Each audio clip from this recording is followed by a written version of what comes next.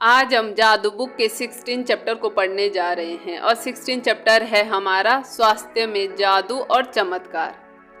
चमत्कार प्रकृति के विपरीत नहीं है, यह तो सिर्फ उसके विपरीत है जो हम प्रकृति के बारे में अब तक जानते हैं। हमें ज़्यादातर समय स्वस्थ, ऊर्जावान और खुशी से भरपूर महसूस करना चाहिए क्योंकि स्वस्थ रहना हमारा जन्मसिद्ध अधिकार है, लेकिन अधिकतर लोग ऐसा महसूस नहीं करते हैं।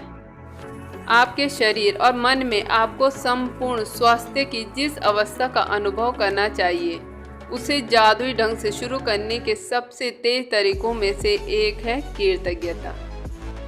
यदि आप यह नहीं सोचते कि कृतज्ञता आपके स्वास्थ्य और शरीर में चमत्कार कर सकती है तो द सीक्रेट वेबसाइट पर चमत्कार की हजारों कहानियों में से कुछ कहानियां आप पढ़ लें, या फिर आप द सीक्रेट बुक मंगाकर भी उसमें हजारों लोगों ने अपने बारे में बताया है कि उन्होंने किस तरह से कृतज्ञता से अपने स्वास्थ्य में चमत्कार लाया है।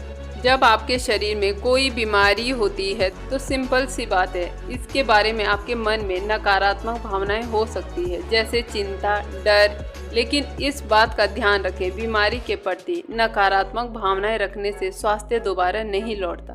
वास्तव में इसका विपरीत असर होता है, यानी इससे स्वास्थ्य और भी कमजोर हो जाता है।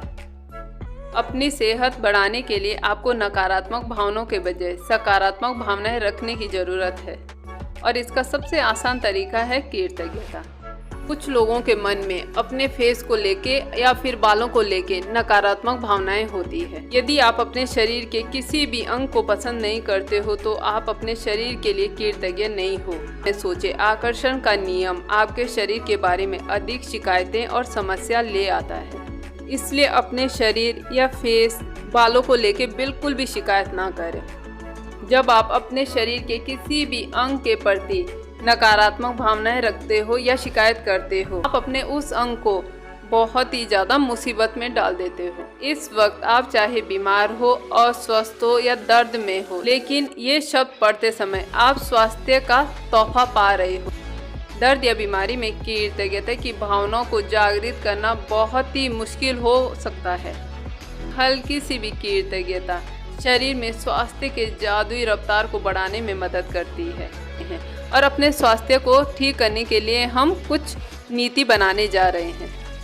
पहला कदम, जो स्वास्थ्य आपने पाया है अतीत में, बचपन, किशोर अवस्था और वयस्क जीवन में आपको जो बेहतरीन स्वास्थ्य मिला था उसके बारे में सोचें। ऐसे समय के बारे में सोचें जब आप ऊर्जा से भरे हुए थे और खुश थे।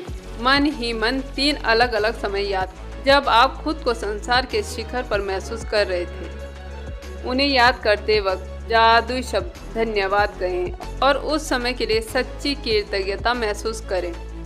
और यदि आप अपने जीवन के बड़े पलों को याद करें तो आपको बड़ी आसानी से 3 अलग अलग समय याद आ जाएंगे। दूसरा कदम, जो आप प्राप्त कर रहे हैं यानी वर्तमान में, उस स्वास्थ्य के बारे में सोचें जिसका आनंद आप आज उठा रहे हो। अपने शरीर के एक एक अंग और शरीर की इंद्रियों के बारे में कृतज्ञता महसूस करें जो आपके शरीर में वर्तमान में अच्छी तरह काम कर रही है। अपने हाथों, पैरों, आँखों, कानों और लीवर, किडनी, दिमाग या हृदय के बारे में सोचें। अपने शरीर के 5 कार्यों के बारे में सोचें जो अच्छे से और एक एक करके प्रत्येक के लिए मन ही मन जादुई शब्द धन्यवाद कहें। तीसरा कदम, स्वास्थ्य जो आप पाना चाहते हैं यानी भविष्य में। आप अपने शरीर के एक अंग के बारे में सोचने जा रहे हो जिसे आप आज जादुई अभ्यास के जरिए बेहतर बनाना चाहते हो, लेकिन आप एक बहुत खास तरीके से इसके लिए कृतज्ञता की जादुई शक्ति का इस्तेमाल करने जा रहे हैं। उस आदर्श अवस्था के बारे में सोचें जिसे आप बेहतर बनाना चाहते हैं। जब आप किसी अंग के आदर्श अवस्था के लिए धन्यवाद देते हैं तो आप उसे दोबारा पाने के लिए सक्रिय कर रहे हैं। अक्सर जब किसी व्यक्ति को पता चलता है कि उसे किसी प्रकार की बीमारी है तो वह न सिर्फ उसके बारे में बहुत बातें करते हैं बल्कि उसके बारे में रिसर्च भी करते हैं। कहने का मतलब है कि वह अपने उस बीमारी पर पूरा ध्यान लगा देते हैं, उसके बारे में पूरी जानकारी इकट्ठी कर लेते हैं।